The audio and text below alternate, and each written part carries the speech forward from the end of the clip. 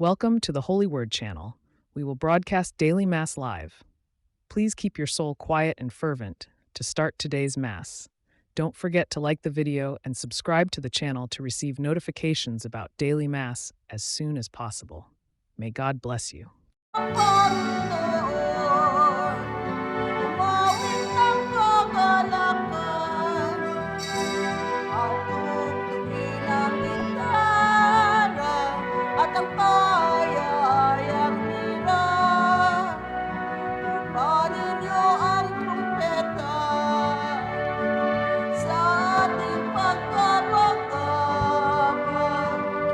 Sa Diyos tayo'y tumawag, sa ating mga kaaway.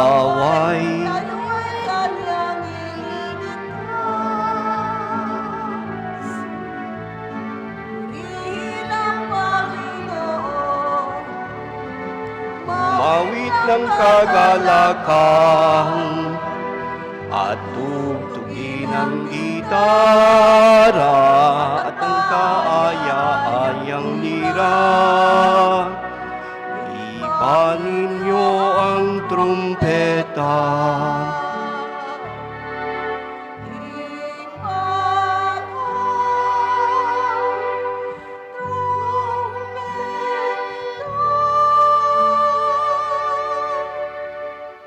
Simulan natin ang ating pagdiriwang sa ngalan ng Ama at ng Anak at ng Espiritu Santo. Amen.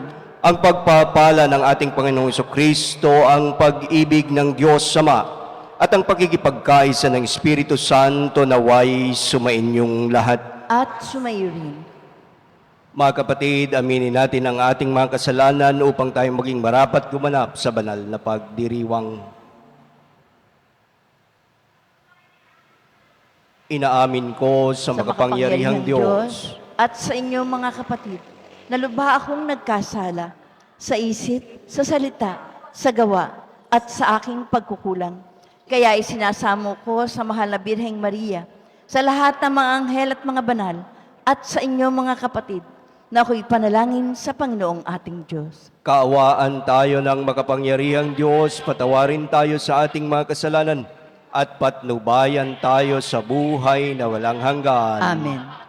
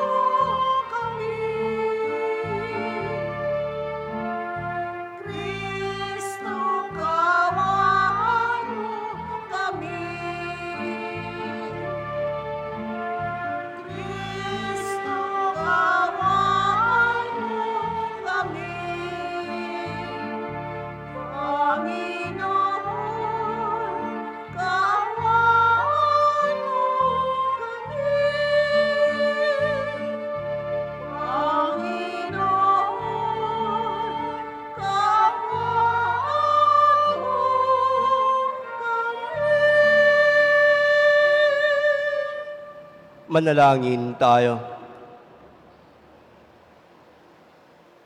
Ama naming makapangyarihan, kami naway magkaroon ng pitagan at pagmamahal para aming magawang sambahin ang ngalan mo, sapagkat pinatatatag sa iyong pag-ibig, ikaw ay walang pinababayaang masadlak sa ligalig, iniluluhog namin ito sa pamamagitan ni Jesucristo kasama ng Espiritu Santo magpa sa walang hanggan. Amen.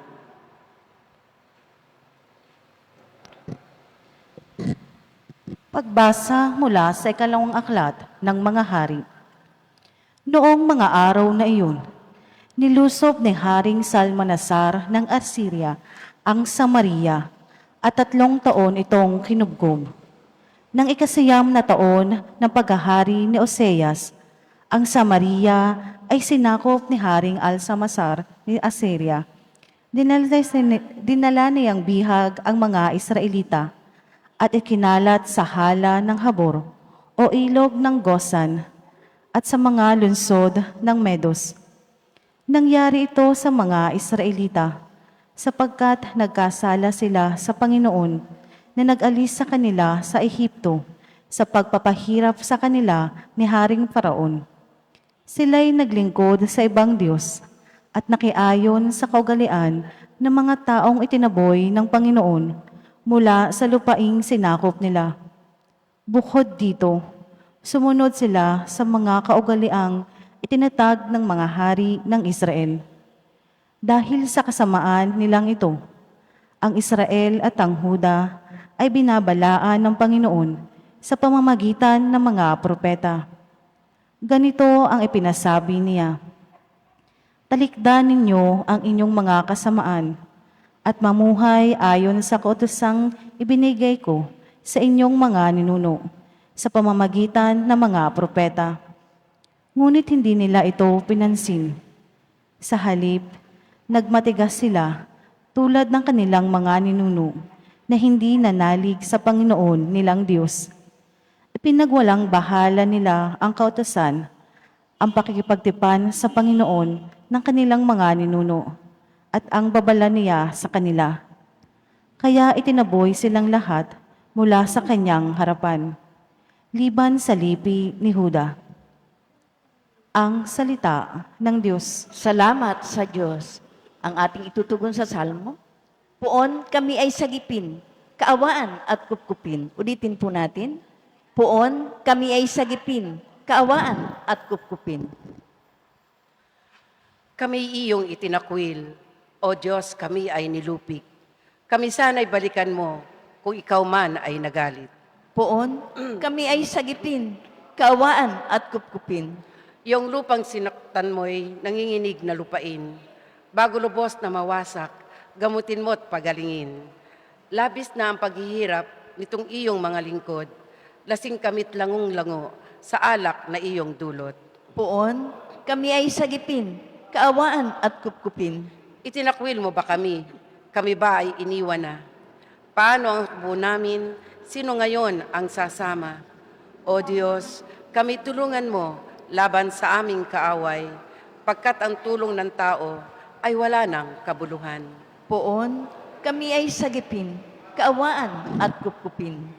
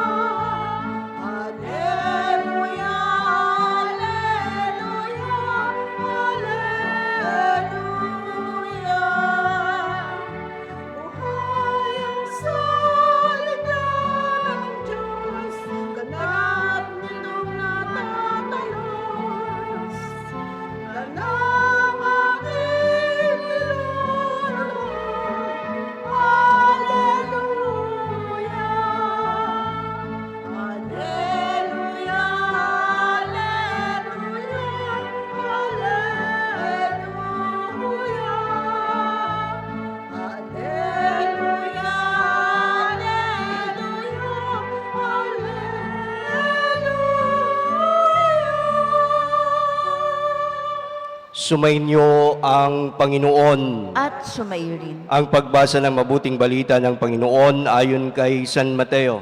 Papuri sa iyo, Panginoon. Noong panahong iyon, sinabi ni Jesus sa kanyang mga alagad, "Huwag ninyong hatulan ang inyong kapwa upang hindi kayo hatulan ng Diyos. Sapagkat hahatulan kayo ng Diyos ayon sa hatol na inihahatol ninyo sa iba. Ang panukat ninyo sa iba ay siya ring ipapanukat sa inyo. Bakit mo nakikita ang puwing sa mata ng iyong kapatid, ngunit hindi mo pinapansin ang puwing mong gatahilan sa iyong mata? Paano mong masasabi sa iyong kapatid, halika't aalisin ko ang puwing mo? Gayong gatahilan ang nasa mata mo. Mapag-imbabaw.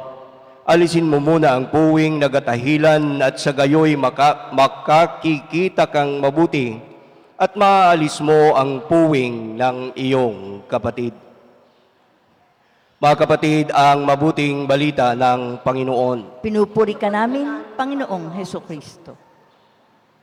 Isang mapagpalang umaga po sa inyong lahat. Ngayong araw po ay nasa Lunes na tayo ng 12 linggo ng karaniwang panahon. Gayon din naman, ginugunita natin ngayon ang santong si San Paulino ng Nola, Thomas More, and John Piser ng mga martir. Mga kapatid sa pananampalataya kay Kristo, ang ating mga pagbasa ngayong araw ay isang napakagandang paanyaya sa bawat isa sa atin na suriin ang ating mga sarili, hindi lamang ang ating mga kilos o ginagawa. Subalit higit, suriin natin ang ating sarili kung ano na nga ba ang kalagayan ng ating mga puso. Sa ating unang pagbasa mula sa 2 aklat ng mga hari, narinig natin kung paano bumagsak ang Israel at sila ay dinala sa pagkabihag. Hindi ito nangyari dahil lamang sa lakas ng kanilang kaaway. Subalit, itong pagkakataon na ito na bumagsak ang Israel ay dahil sa kanilang pagtalikod sa Diyos. Kung ating babalikan ang kwento ng kasaysayan ng Israel, paulit-ulit silang pinaalalahanan ng Panginoon na sila ay magsisi sa kanilang mga kasalanan sa pamamagitan ng mga propeta. Subalit, hindi sila nakinig sa mga propetang ipinadala ng Panginoon at mas inusig pa nila ang mga propetang ito. Dahil mas pinili ng mga Israelita noong panahon na iyon ang kanilang sariling kagustuhan kaysa sa kalooban ng Diyos para sa kanila. Kung ating titingnan, napakalalim at napakaganda ng aral na ibinabahagi sa atin ng karanasang ito ng bayan ng Israel. Ito ay nagsasabi sa bawat isa sa atin na ang pinakamalaking panganib sa ating buhay ay hindi ang problemang nasa labas, kundi ang ating sariling katigasan ng puso at kalooban. Ang mga bagay-bagay ay nangyayari ng hindi inaasahan kapag hindi na tayo marunong na makinig sa Diyos. At unti-unti na tayong lumalayo sa Kanya. Hindi naman ganun kadali ang pagbagsak na mangyayari o mararanasan ng bawat isa sa atin. Ngunit ito ay nagsisimula sa isang maliliit na compromise sa pagliliban sa ating panalangin sa araw-araw at sa pagwawalang bahala kung ano ang sinasabi sa atin ng ating konsensya. Hanggang sa tayo ay nasasanay na mamuhay na parang hindi na natin kailangan ang Diyos sa ating mga buhay. Sa ating ebanghelyo mula sa ebanghelyo ni San Mateo, napakaganda ng sinabi ni Jesus sa bawat isa sa atin, huwag kayong humatol upang hindi kayo hatulan. Hindi nito ibig sabihin na wala na tayong karapatang alamin o kilalanin o tingnan kung ano ang tama at ang mali. Ang tinutuligsa ni Jesus sa bagay na ito ay ang mga mapagkunwari at ang mapaghusgang pag-uugali. Kaya nga sinasabi ni Jesus sa ating ebanghelyo, mapag-imbabaw. Mga kapatid sa pananampalataya kay Kristo, kung ating titingnan ang ating mga pansari-sariling karanasan sa ating pang-araw-araw na buhay, napakadali na makita ang kamalian ng iba. Napakalinaw ng puwing sa mata ng ating kapwa. Ngunit ang sinasabi ni Jesus sa atin ngayong araw, madalas hindi natin napapansin ang sabi doon sa Ebanghelyo, gatahilan ang puwing natin sa ating mga sariling mata. Kaya nga, marahil maraming pagkakataon na mabilis tayong magbigay ng opinyon o panghuhusga sa iba. Madalas, sinasabi natin makasalanan siya, hindi siya mabuting magulang, o kaya hindi siya isang seryosong Kristiyano sa kanyang pananampalataya. Subalit ang katotohanan ay hindi naman natin alam kung ano ba talaga ang totoong kwento ng kanilang buhay.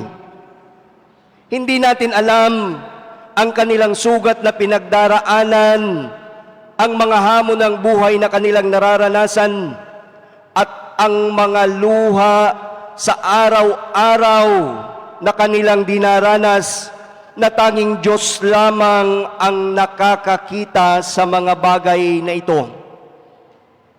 Mga kapatid, ang mapanghusgang puso ay kadalasang nakakalimot sa sariling pangangailangan ng awa. Dahil ang ating pansin ay palaging nakatuon sa iba. Nakakalimutan natin na tayo rin mismo ay nangangailangan ng awa at habag ng Diyos. This is what Jesus is condemning about the Pharisees and the Sadducees, because they look at themselves far better than the other.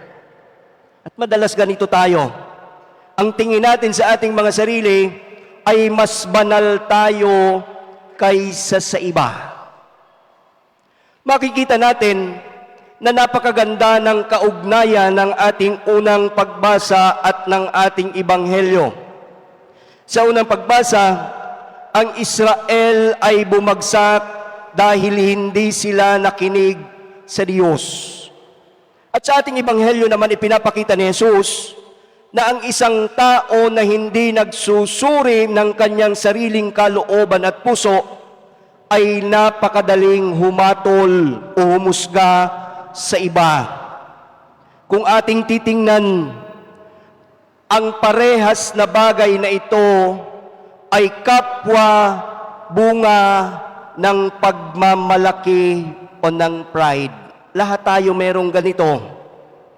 Nang pag-aakala natin, alam na natin ang lahat, kaya tayo ang laging tama. At wala na tayong panahon na makinig sa iba at baguhin ang ating mga sariling kalooban at kaisipan. Mga kapatid sa pananampalataya kay Kristo, ang tunay na kabanalan ay hindi nasusukat sa dami ng pagkakamali na nakikita natin sa iba o sa ating kapwa. Subalit ang tunay na pananampalataya ay nasusukat sa kababaang loob na aminin natin ang ating mga sariling pagkukulang at sa ating katapatan na magbalik loob sa Diyos sa ating mga pang-araw-araw na buhay. Kaya nga lagi nating tatandaan, bago tayo magturo ng mali ng iba, tanungin muna natin ang ating mga sarili. Nakikinig pa ba tayo sa salita ng Diyos? At sa pakikinig na ito, hinahayaan ba natin na ito ang magbago sa ating mga puso? O kaya'y mas mabilis ba tayong humatol kaysa sa umunawa sa iba? O mas madalas ba tayong pumuna kaysa ipagdasal ang ating nagkamaling kapwa? Mga kapatid, kung ating susuriin masasabi natin na ang mundo ngayon ay puno ng paghatol at pagkukundina. Ngunit tayo bilang mga Kristiyano, that we claim that we are followers of Christ, today, we are being called to be instruments. Maging instrumento ng awa ng Diyos, maging instrumento ng pag-unawa, at higit sa lahat, maging instrumento ng katotohanan para sa bawat isa. Sapagkat ang taong tunay na malapit sa Diyos ay hindi mapanghusga. Siya ay mapagkumbaba. Hindi siya unang naghahanap ng mali sa iba. Ang una niyang ginagawa ay hinahayaan niya munang ang kanyang sarili ay baguhin ng Diyos. Kaya nga, sa bawat banal na misa, lumalapit tayo sa Panginoon hindi bilang mga perpektong tao, kundi bilang mga makasalanan na umaasa lagi sa kanyang awa at habag at pagpapatawad. At dahil tayo ay tumatanggap ng awa mula sa Diyos, ito rin ang panawagan sa bawat isa sa atin, na tayo rinawa ay maging instrumento ng awang ito na ating naranasan para sa iba. Kaya nga sa misang ito, hingin natin sa Diyos na nawa bigyan niya tayo ng pusong marunong makinig, pusong handang magsisi, at pusong hindi madaling humatol, kundi marunong magmahal at umunawa. Amen.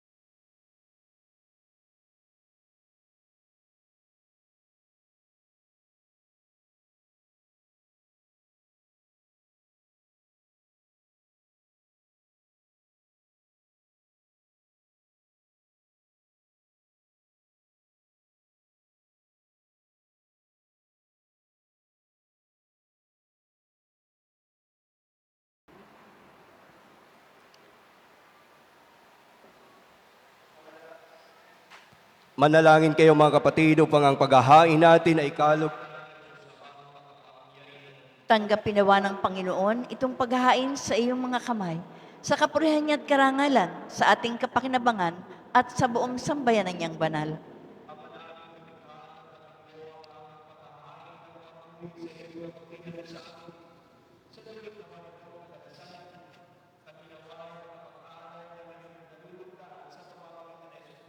Kasama ng Espiritu Santo magpa sa walang hanggan. Amen. Sumainyo ang Panginoon. At sumayo rin. Itaas sa Diyos ang inyong puso at diwa. Itinaas na namin sa Panginoon. Pasalamatan natin ang Panginoon, ating Diyos. Marapat na siya ay pasalamatan. Ama naming makapangyarihan, tunay ngang marapat na ikaw ay aming pasalamatan sa pamamagitan ni Kristo na aming Panginoon. Utang na loob ang nagbubunsod upang gunitain ang kamatayan niya para kami buhayin. Pagtitiwala ang sanhi ng ligayang di malilibot sa pagkabuhay niyang sa aming kaloob. Pag-asa ang dahilan ng pagiging handa para sa pagbabalik niya ang totoong dakila. Kaya kaisa ng mga anghel na nagsisiawit ng papuri sa iyo nang walang humpay sa kalangitan, kami nagbubunyi sa iyong kadakilaan.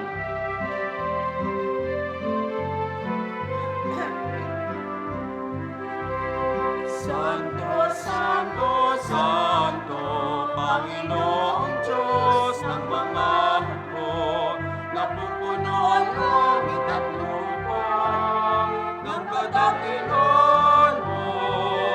Hosana, Hosana, sa kantaasan, pinagpala ang naparirito sa ngalan ng Panginoon. Hosana, Hosana, sa kaitaasan.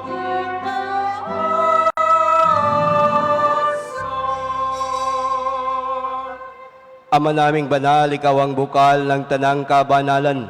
Kaya't sa pamamagitan ng iyong Espiritu, gawin mong banal ang makaloob na ito upang para sa aming maging katawan at dugo ng aming Panginoong Hesus Kristo. Bago niya pinagtiis ang kusang loob na maging handog, hinawakan niya ang tinapay. Pinasalamatan kaniya. Pinagati-hati niya iyon, iniabot sa kanyang mga alagad at sinabi, "Tanggapin ninyong lahat ito at kanin. Ito ang aking katawan na ihahandog para sa inyo."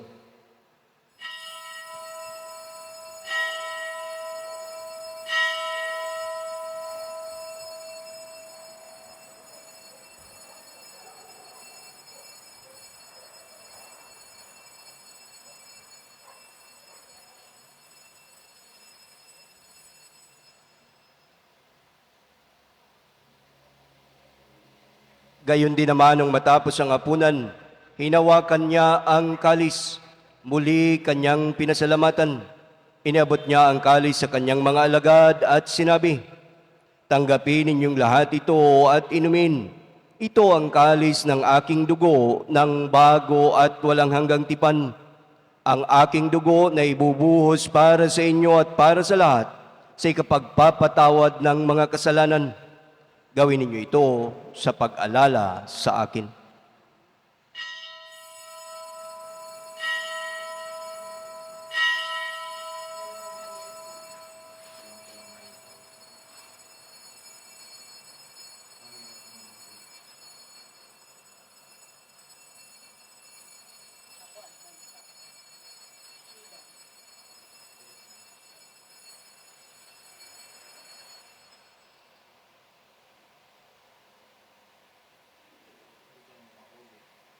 Ipagbunyi natin ang misteryo ng pananampalataya.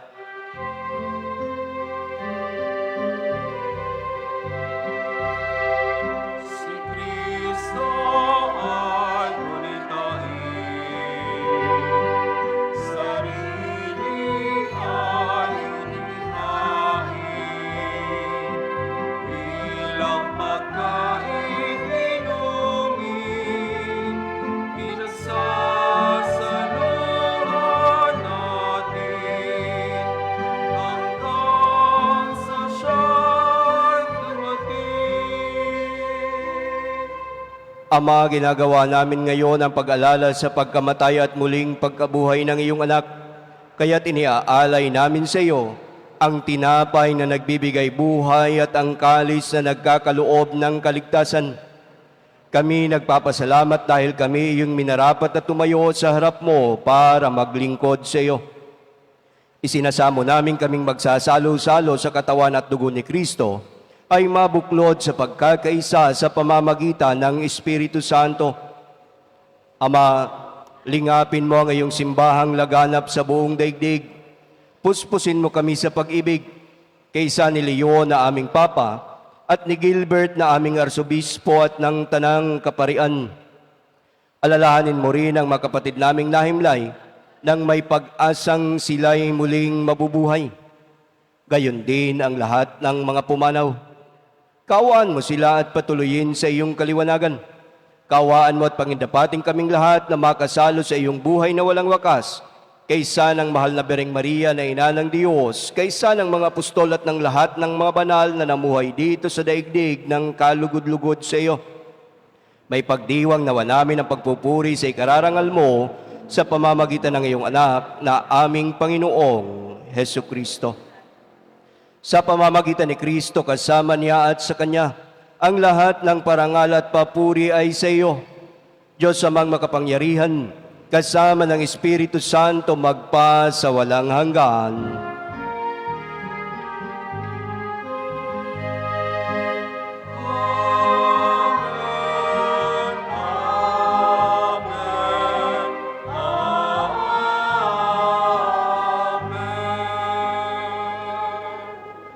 Sa tagubili ng manakagagaling na utos sa turo ni Jesus na Panginoon natin at Diyos, ipahayag natin ang lakas loob.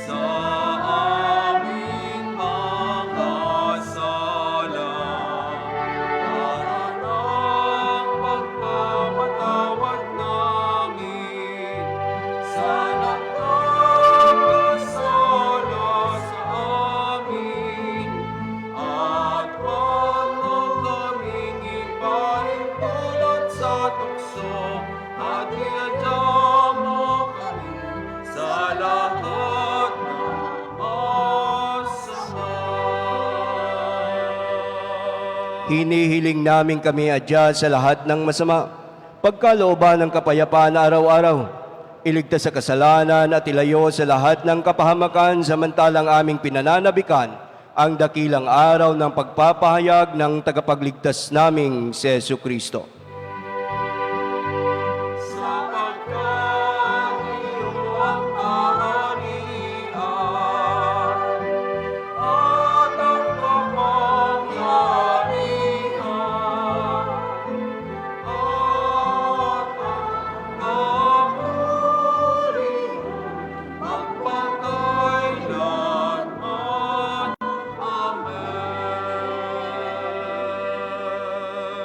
Panginoong Jesucristo, sinabi mo sa iyong mga apostol, kapayapaan ang iniiwan ko sa inyo, ang aking kapayapaan ang ibinibigay ko sa inyo.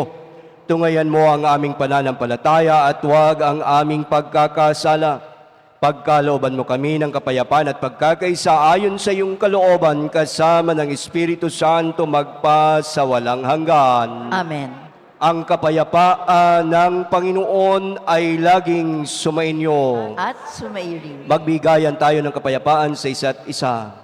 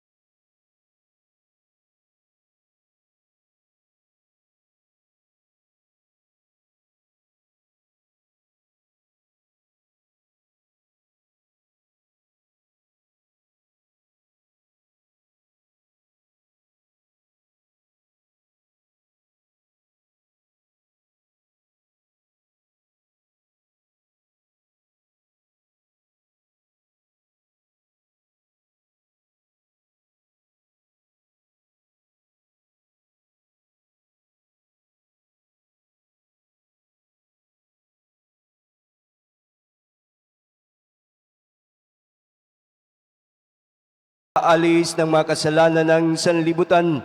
Mapalad ang mga inaanyayahan sa kanyang piging. Panginoon, hindi ako karapat-dapat na magpatuloy sa iyo. Ngunit sa isang salita mo lamang ay gagaling na ako.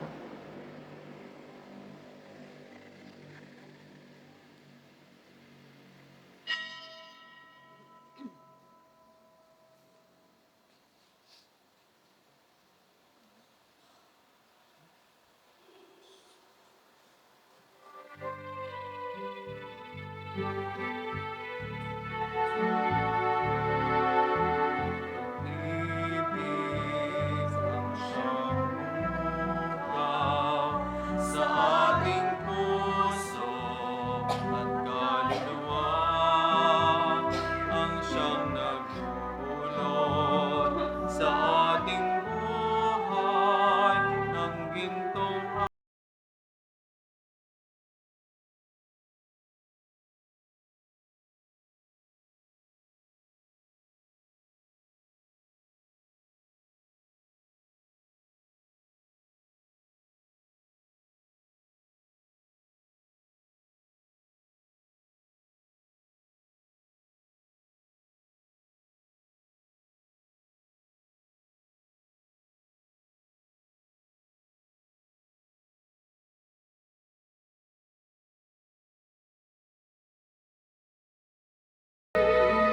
magmahalan tayo't magtulungan.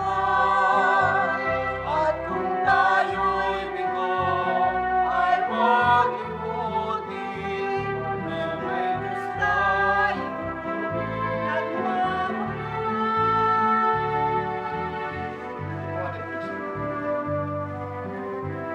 Ganda ng Diyos mo. Maganda yun. Maganda. Yun ang Diyos mo. Ganda, ganda. Tama lang. Ganda na ganda. Tama lang.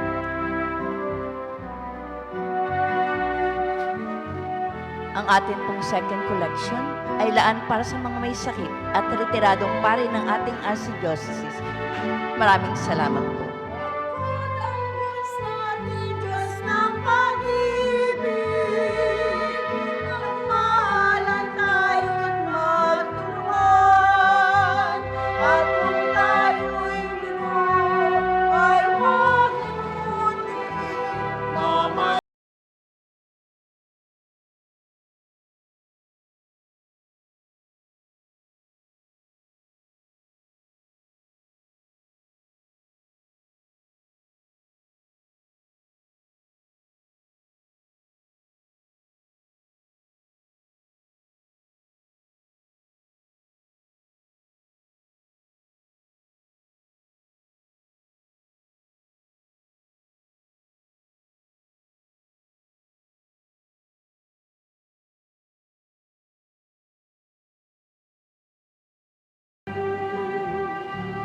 Diyos ay pag-ibig. Diyos ay pag-ibig.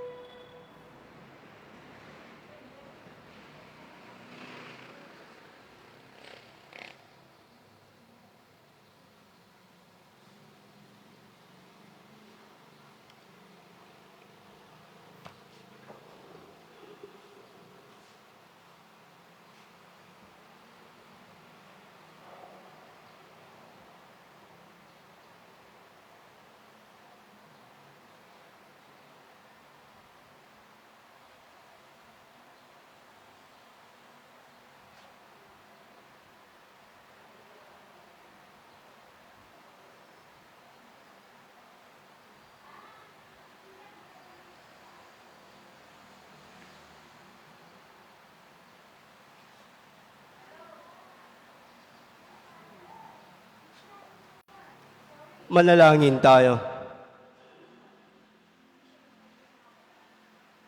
Ama naming mapagmahal, kaming nakinabang sa katawan at dugo ng iyong anak, ay sumasamo sa iyong habag, upang ang aming taimtim na ginanap ay maging pagtanggap namin sa tiyak mong pagliligtas sa pamamagitan ni Jesucristo kasama ng Espiritu Santo magpa sa walang hanggan. Amen.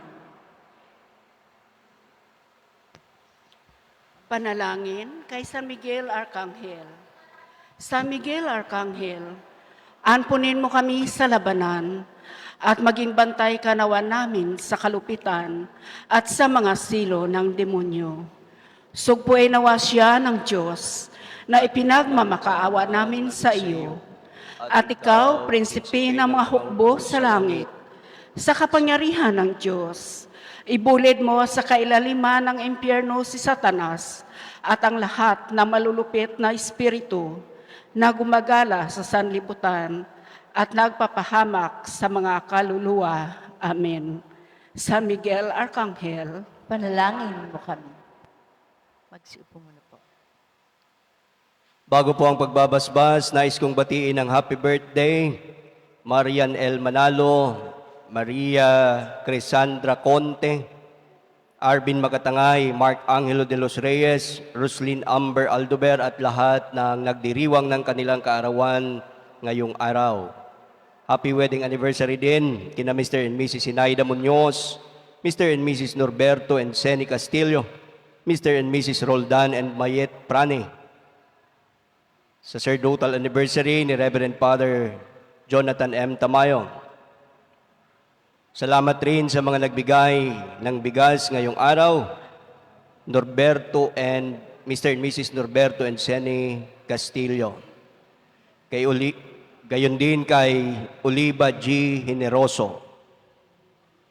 Salamat din po sa mga nagpamisa sa ating Facebook Star Senders, Biani Auxiliaries, Kapamuhay members, at sa lahat ng mga naglingkod sa misang ito, sa ating Eucharistic Ministers, Extraordinary Ministers of Holy Communion, sa ating commentator at mga lectors, greeters and collectors, sa Kristan, at sa inyong lahat na nakiisa sa banal na pagdiriwang na ito. Pagbati rin po sa mga kasabay natin sa online mass, Lenny de la Cruz, Sena, Giselle Rivera Mendoza, Margarita Makatangay, Dagsit, Mark Anthony, Aimok, Victoria Castro, Mary Rose Lina, Richelle Iales, Mariel Garcia, Wenlove Abigail Arabi, Sally Gutierrez. Paalala,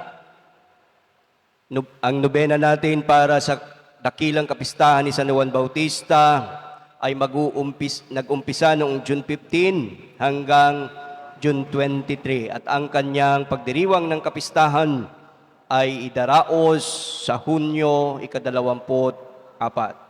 Ang ating nobena para sa perpetual health ay magsisimula ng June 18, nagsimula ng June 18 at matatapos ng June 26. At ang araw ng kapistahan ng ina ng laging saklolo ay sa Hunyo 27. Yun lamang po at maraming salamat po sa inyong lahat.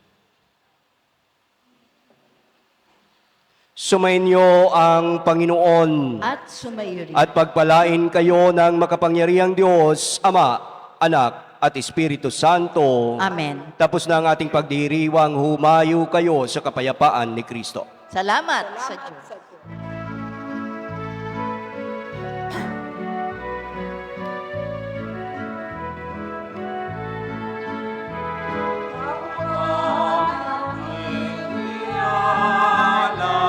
Ating sariling kamay at bigyan natin ang buhay, itong pag-ibig na tunay, ang ating sariling kakayahan, bigyan natin ang kahalagahan, ang ating sarili ay ating ilaan sa ating kapwa, sa kanyang kaunlaran.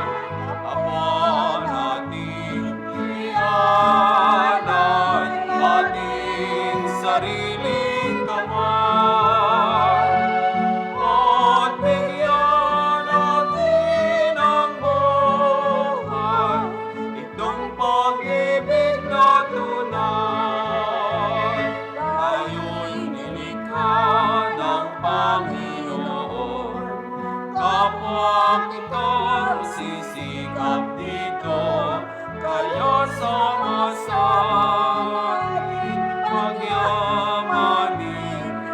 bigyang dangal ang buhay ng tao. Dapat natin ihalang ating sariling kamay at bigyan natin ng buhay itong pag-ibig na tunay.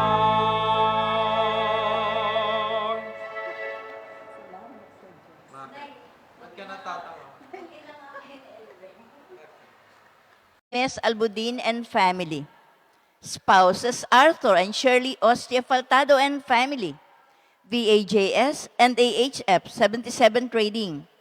Captain Manuel de Chavez, Josephine de Chavez, Maria Aitana Cassandra, Princess Paula Margaret de Chavez, Berlin Jane Cabral, Maria de Chavez, Ronnie, Merlin, and Dr. Abby Arias. Patrick Garcia and family. LHM Heavy Equipment Rental. Nelly Generoso. Marites M. Generoso. MedCheck Enterprise. Jessica O. Abayon. Members of the CCD Auxiliaries of St. Teresa of the Child Jesus and members of Confrade de Santa Rita and their families. Batangas Country Club Hotel and Resort, Bulbok, Batangas City. Mr. and Mrs. Patrick and Apple Au and family. Pasasalamat na nagdiriwang ng kaarawan na sina Marian L. Manalo, Maria Crisandra Conti, Arvin Makatangay, Mark Angelo de los Reyes, Roslyn Amber Aldover. Pasasalamat na nagdiriwang ng anibersaryo ng kasal na sina Mr. and Mrs. Norberto and Zenny Castillo, Mr. and Mrs. Roldan and Mayet Frane, Mr. and Mrs. Sinaida Muñoz. Misa, para sa mga kahilingan at espesyal na intensyon ni na Mark Anthony, Aida Perez, Manuel and Marimel, Marie Cris, Jefferson and Marnelli, Geoffrey and Mary Rose Aida, Aldwin and Anna Joy, John and Dr. Aset Beron Valdesco, Engineer Efren Garcia and family, Nemesio Ilagan, Caridad Buenafe, Yaya Balmes, Marisa Bautista, Zoila Casao, Sofia Arce, Josie Mercado, Carlos San Eugenio de Castro, Perodora Kalangi, Antonio Rosalinda Dayang Hirang, Antonio and Evelyn Ebreo, Dani Vaz, Josephine Arguelles, Maylin Argente, Richard Librea, Jovita, Dante, Noel, Yunisa, Kerubi and Linda Lagaya, 55 BHS 1969 Families and Friends, Teresita Rigudo, Aida Reyes, Sinenting Choi, Lydia Makatangay, Gliceria Ilagan, BNHS All for One, One for All, Social BNHS Retired Teachers Association, MFC Handmaids Batangas, Insular Life Batangas Mindoro Palawan District Sales Office, managers, agents, and staff, Amorcisma Contreras, Severina Heron, Pitz Cusi, Chit Reyes, Peter and Eda Marita Karandang, Juana Magtibay, Estelita Gonzalez, Jubilda Untalan, Nick and Arlene Plata, Fleet Maintenance Consultancy Services Incorporated, Fleet Marine Cable Solutions Incorporated, employees, and CS Vega. Mr. and Mrs. Rodrigo and Celeste Blay, Adrian, Gladys, Chris Anthony, Annalyn Blay, and Jen Rose and Melvin Los Bañez, Janeline G. De Castro, Chris Jendrix De Castro, Christian De Castro, Ignacio and Merlin Gayeta, Mrs. Rita Egalvez and family, Ronald Evangelista Cruzat, members of the CCD Auxiliaries of St. Teresa of the Child Jesus, and members of Confrade de Santa Rita and their families. Batangas Country Club Hotel and Resort, Bulbok, Batangas City, Mr. and Mrs. Patrick and Apple Au and family. Misa, para sa ikapapayapa ng mga kaluluwa ni na Pasensya Hormon, Erlinda Gutierrez Beredo, Epping Tan-Ao, Aileen Beredo, Marianito Perez, Laura Beron, Adelson Salvador D. Medina, Ninita Beron, Emilio Hernandez, Alex Benafe, Vicente Camos, Artemio Villamor, Remigio Makatangay, Jeronimo Ilagan, Apolonio Clarete, Ricardo Dominga Titular, Reverend Father Ambrosito Andal, Attorney Regina Gina Ongsiaco Reyes Mandanas, Christopher Andal Bourbon, Antonio Beron Balmes, Gudelia M. Prodigalidad, Arlene Untalan, Francisco A. Agregado, Leonardo Agregado, Dioscoro Agregado, Dr. Reynaldo L. de Guzman, Lord Eric Bunsol, Crispin D. Ileda, Cesar Delgado Mercado, Angeles A. Mendoza, Cornelio M. Generoso, Ray H. Baliwag, Raimundo Estelita, Maria Agnes, Felix, Catalina, Adelina, Norma Lestino Cabunyag Sr., Joel Bautro. Marami pong salamat. Magsitayo po ang lahat. Mag-alay po tayo ng panalangin kay San Lorenzo Ruiz. Sa ngalan ng Ama, ng Anak at ng Espiritu Santo. Amen. Mahal na Lorenzo, sa harap ng kamatayan, ipinahayag mong handa kang mamatay, makalibong ulit, alang-alang sa iyong pananampalatayang Kristiyano. Aming idinadalangin, ikaw na Ama ng tahanan, kalingain mo ang mga mag-anak at pag-isahin mo sila sa pagmamahalan. Ikaw na namatay sa ibang lupain, ipag-adya mo ang mga Pilipinong nasa ibayong dagat. Ikaw na halimbawa ng katatagan ng loob. Alalayan mo ang aming pananampalataya, palakasin at palaganapin sa lahat ng dako. Maging tangi kang tagapangtanggol ang aming bansa at tulungan mo kaming maging isang bayang nagtutulungan tungo sa kaunlaran, pagsulong at kapayapaan. Amen. Sa ngalan ng Ama, ng Anak at ng Espiritu Santo. Amen.